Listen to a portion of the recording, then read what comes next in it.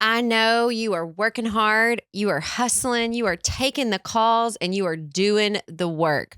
But at the end of the month, you are tired. Do you feel like you're starting over at zero? That is because you are building income and not wealth. Income is what you earn today, and wealth, that's what pays you tomorrow. Today, I want to talk to the version of you that is tired of the hamster wheel. We are going to talk about 8 assets that you need to truly be free. Because here's the shift: rich people don't just work harder, they collect assets. An asset is something that is, simply put, that puts money in your pocket, and or it saves you time or stress without you being present and having to do all the work. So let's start with asset 1. Asset 1 is your cash flowing business, your engine. Most of us own a job, not a business that runs on systems, not just hopes and prayers and goals, but actual systems, not your willpower. If you go for a month without working, does the money stop, or will the business keep going? This is your coaching business, your service business, your agency, but optimize. Asset number 2 is your audience, your distribution. If you own the audience, you can sell anything. In 2026, the attention is the new oil on the fire. So if you have an audience, you can launch a book, you can launch a podcast, you can launch a platform. Your email list is your owned traffic. Your social media is your rented traffic or your rented audience. Because the reason for that being is you never know what's going to happen with social media. And we've all seen that happen with the whole TikTok shift. Every follower is a potential asset, not just a metric. You don't need thousands and thousands of followers in order to have successful business, okay? Because it depends on what your offering is, what your service is. You may have 500 followers, but 50 of them are really dedicated, loyal clients. That may be all that you need. So just because someone has 1 million followers and they haven't figured out how to monetize it, that doesn't mean they've taken that audience and turned it into asset number 1, which is your cash flowing business. Asset number 3 is your intellectual property, your digital products. So this is like selling your sawdust. You build a house, you got all the sawdust left. So all of your knowledge, all the things that you know how to do, packaging that in a way that you can sell it as a digital product. You build it once, but it can continue to make yourself money over and over and over again. And this can be really overwhelming when you look at it at first. But if you look at it from a long-term perspective here, right? Because assets are not something that happen overnight. But if you're looking at it from a long-term perspective, you don't have to put everything you know into one book. You could make one downloadable PDF about one topic, about one piece of a topic that you know. Let's say that you're really great at, teaching basketball, and you have a really cool dribble technique, and there's like a certain set of drills that work really well, and you put that into a downloadable PDF. Parents everywhere are going to buy that. Their kids play basketball, because I don't know anything about basketball. If my son was playing basketball, I would want him to be able to learn that really cool dribbling technique, and you can sell that, right? Or you can make a Kindle book. You can publish books on the Kindle store and never have to have a traditional publisher. There are YouTube videos out there that teach you exactly how to do that and how to monetize that. Subscription platforms. There are lots of ways you can take what you know and turn it into a revenue generating assets. All right, before we go on to asset number 4, which you don't want to miss, be sure you subscribe and like this video so that we can continue to make great content for you. And while we're talking about subscribing and following, this is an asset for us. This channel, this platform, our Navigating Personal Growth community. And so every time you interact with us, it gives us joy and lets us know more about what you want to see. So if you're watching on YouTube, be sure that you drop into the comments if there's any topics or any other assets that you know of that we don't cover in the video today. Asset number 4 is a content library. This is your digital real estate. So like, for example, it could be your YouTube videos. So videos that you made 2 years ago could still be getting views. And if you're monetized, that is an asset. Or a blog that has traffic going to it, that is an asset. So you're building a library of your knowledge that works as a 24/7 sales team for you. So if someone goes and Googles your name, what's going to come up?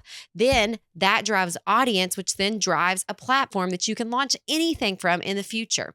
Asset number 5 is your strategic network, your relationship capital. You have probably heard people say this over and over, but it is so true. It's not about what you know, it's about who you know. And your network is your net worth. If you need a mentor, you need a favor, you need a friend, you need somebody to run an idea by, will they answer? Who are you going to call on? Okay. There are professional coaches that you can hire. And those are great people to have in your pocket, especially if you don't have someone in your network that operates in that space that you're wanting to grow in. And then also people that you've met along the way. Do you feed into them? Do you check on them? Do you go to lunch with them even when you don't need anything, right? Asset number 6 is your paper assets. So this is the boring wealth that like people don't want to sit around and talk about, but it compounds and builds over time. So these are your stocks, your retirement plans, your dividends, index funds. You don't need to be like a Wall Street genius to be investing. So a small investment today compounds over time. And here's a couple ways that you can do that. If your company offers a retirement plan or you are an employer, you need to offer a retirement plan to your people, then they will give you a match, free money every year. Most companies do 3%. Some are able to do more depending on their state laws, but they give you free money every month into your retirement plan just for participating. If you are an individual and you meet the income requirements, you can do a Roth IRA, which is post-tax money, which means you don't have to pay taxes on it when you take it out. If you are a business owner, you can put your child on payroll for them to do actual business functions, whether it's cleaning, whether it's marketing, whether it is actually operating the front desk, operating machinery if they're old enough.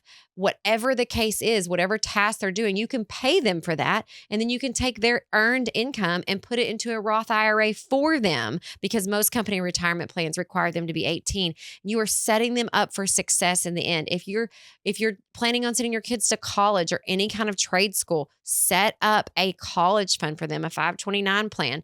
These are things that you can do now that are assets later. Remember, it's not all an instant return, but you're building a strong foundation as you build a life together. Asset number 7 is my favorite and probably the most expensive, and that is real estate, tangible wealth. So whether it's your own home, you own your home, which gives you peace of mind, or it's an investment property, there is safety in owning dirt because you cannot make more dirt. There is no more dirt. It's all here. It's the way it is. You hear about people building cruise ship like communities that'll be floating out in the ocean. And I think that's going to be a real thing in our lifetime. I think we'll actually see that. But there is something about owning dirt.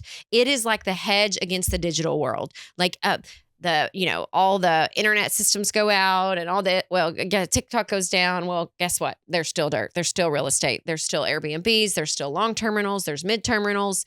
There's all, this whole mid-term rental thing is very interesting to me because you've heard about Airbnbs, right? Which is like, I'm on vacation. I'm there for a week or so. And then long-term rentals would be like, I need to live there. But the mid-term rentals are for like nurses that travel on 16-week contracts, corporate, and gig workers that go certain places to work for a short amount of time. So you're renting them out for like 4 to 6 months at a time. So it's like a little midterm, maybe 3 months. And it's usually very like high-end workers that are very responsible, that take care of things. And then you don't have to pay cleaning service until they leave at the end of the 3 or 4 month gig. So that's something that's like very interesting to me too. So if you have experience in midterm rentals, let me know. Asset number 8 is your golden goose. None of the rest of this will matter if you don't listen to asset number 8. This is your health and your mind. You are the generator of the first 7 assets. If the generator blows a fuse, #burnout, the factory shuts down. So your sleep, your intuition, your mental peace, they're not just self-care. They are an asset.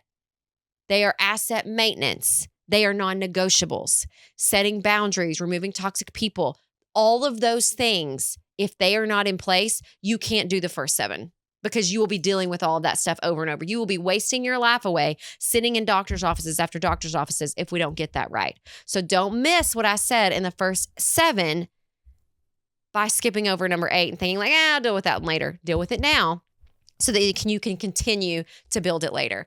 And here is like the biggest thing of all. Please don't try to do all 8 of these at once.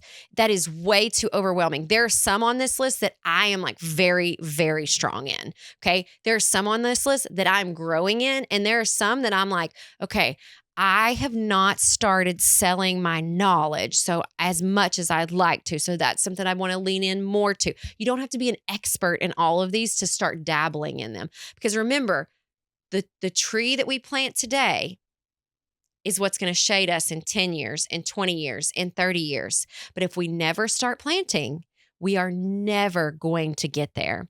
So if you are serious about your growth in assets, in business, it's not for everyone, but I work with a very specific set of business owners and founders and entrepreneurs who want one-on-one coaching and partnership, having that person that they can call on 24/7 in their pocket to run ideas by, questions, strategize, work on cash flow. There is a link in my show notes. And so if that is for you, I want to make sure that you know that that is a resource that's available for you. Until next time.